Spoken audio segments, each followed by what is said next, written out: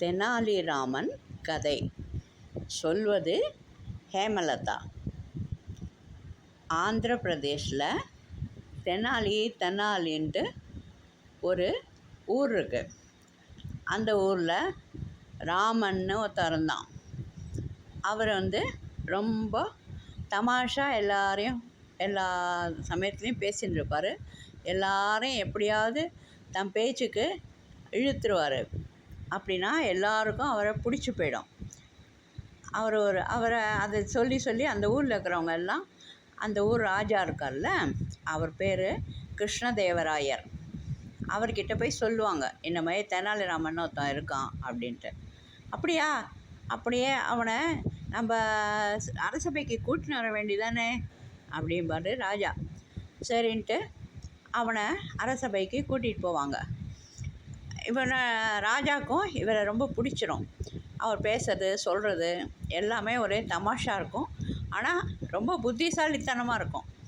அவர் சொல்கிறத எதிர்த்து யாரும் ஒன்றும் சொல்லவே முடியாது. அந்த மாதிரி புத்திசாலித்தனமான சொல்லுவார் அவர். எல்லாமே எந்த விஷயத்தில் சொன்னாலும் அவரோட முடிவு ரொம்ப அறிவு கூர்மையாக இருக்கும். அதனால் அந்த ராஜாவுக்கு இவரை பிடிச்சிடுறது. அன்னிலேருந்து அவருக்கு தெனாலிராமன்னு பேரை வச்சிடுறாரு. இது அவர் பக்கத்துலேயே இருக்கிற இன்னொரு ஒரு வித்வான் ஒருத்தர் இருக்கார் அந்த சபையில். அவருக்கு இந்த பிடிக்கவே இல்லை. நம்மளை விட்டுட்டு இந்த எங்கேருந்தோ வந்தான், நாட்டிலேருந்து காட்டு பைய மாதிரி இருக்கான் பார்க்கறதுக்கு, இவனை போய் இந்த ராஜா தூக்கி வச்சுன்னு கொண்டாடுறாரு.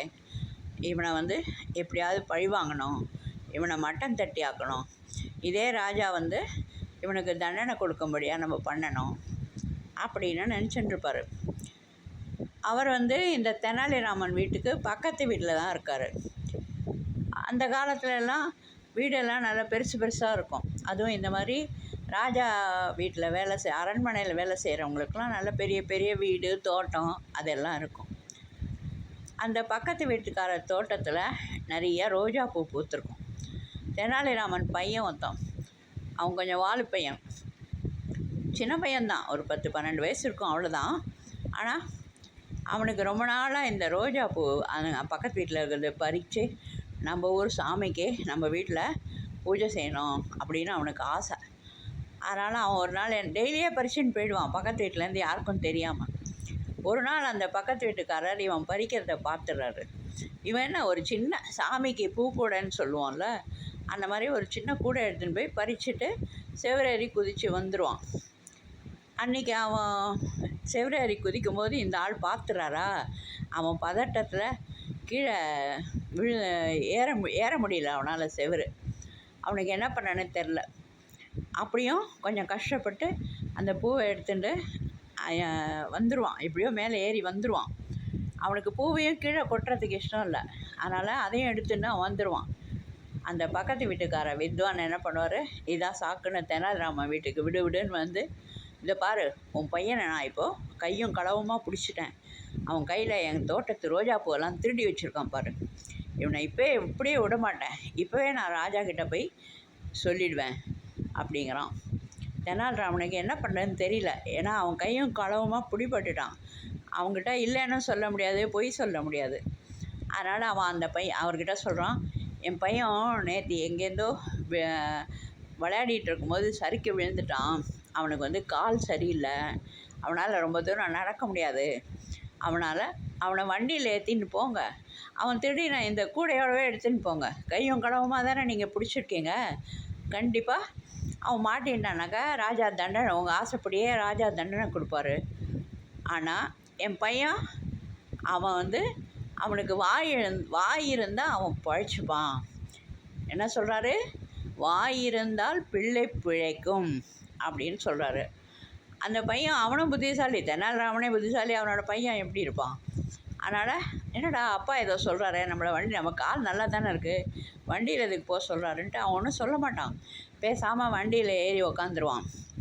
போயிட்டே இருக்கும்போது அப்பா என்ன சொன்னார், வாய் இருந்தால் பிள்ளை பழைக்கும்னு சொன்னார் அப்படின்னு யோசிச்சுட்டு, ஆஹா இந்த ரோஜா பூவை தான் சொல்கிறாரு அப்படின்ட்டு அவன் என்ன பண்ணுறான், அந்த கூடையில் இருக்கிற பூ எல்லாத்தையும் வாயில் போட்டு மென்று தின்னுடுவான் அவன் போகிறதுக்குள்ளே. அப்போது அங்கே போகும்போது தட்டு காலியாகிடும். அதே மாதிரி அந்த காம்பெல்லாம் இருக்குல்ல, அதெல்லாம் நைஸாக யாருக்கும் தெரியாமல் வண்டியில் நிறைய ஓட்டையெல்லாம் இருக்கும்ல, கட்டை வண்டி தானே அதெல்லாம் யாருக்கும் தெரியாமல், அதாவது பின்னாடி வரவங்களுக்குலாம் யாருக்கும் அந்த காம்பு ஒரே இடத்துல விழுந்ததுன்னு தெரியாமல் அங்கங்கே அப்படியே 1 2 1 2ன்ட்டு போட்டுகிட்டே வந்துடுவான். அவன் அரண்மனை போய் சேரும்போது அந்த பூக்கூடையில் பூவும் இருக்காது, காம்பும் இருக்காது, ஒன்றுமே இருக்காது. அப்போது அந்த ராஜா கிட்டே இவன் சொல்லுவான், அந்த பையன், ஐயா நான் திருடவே இல்லை, இவருக்கு தான் என்னை கண்டா ரொம்ப பிடிக்காது, எப்போ பாரு என் மேலே ஏதாவது சொல்லிகிட்டே இருப்பார் அப்படின்னு சொல்லுவான். ராஜாவுக்கும் எனக்கு தெரிஞ்சிருச்சு, என்னமோ நடந்திருக்கு, ஆனாலும் இப்போதைக்கு அவன் கையில் சாட்சி ஒன்றும் இல்லையே, அதனால் அவன் கையும் கடவுமா நீ பிடிச்சிருக்கலாம், நீ சொல்கிறது உண்மையாக இருக்கலாம், ஆனால் நான் பார்க்கும்போது அந்த பூக்கூடையில் ஒன்றுமே இல்லை, அதனால் இவனை நான் தண்டிக்க முடியாது அப்படின்னு அந்த வித்வான்கிட்ட சொல்லி அவனை அனுப்பிடுறான். அவனை அனுப்பின அப்புறம் அடுத்த நாளைக்கு தெனாலிராமனை தனியாக கூப்பிட்டு, நீ ஏதோ பண்ணி தான் உன் பிள்ளைய காப்பாற்றிருக்க, என்ன பண்ணேன்ட்டு எனக்கு கரெக்டாக சொல்லு அப்படின்பாரு. அப்போ அவன் சொல்லுவான், நான் ஒன்றுமே சொல்லலை ராஜா, வாய் இருந்தால் பிள்ளை பிழைக்கும் அப்படின்னு சொன்னேன், அவ்வளோதான், நான் வேறு எதுவுமே என் பிள்ளைக்கு சொல்லி கொடுக்கல, அவன் எல்லாத்தையும் தின்னுட்டான் போல இருக்கு அப்படின்ட்டு ஒன்றும் தெரியாத மாதிரி அந்த ராஜா கிட்ட சொல்லிட்டான். அவங்க 2 பேரும் விழுந்து விழுந்து சிரித்தாங்க. என்ன தெனாலிராமன் கதை பிடிச்சிருக்கா? இன்னும் நிறைய சொல்கிறேன்.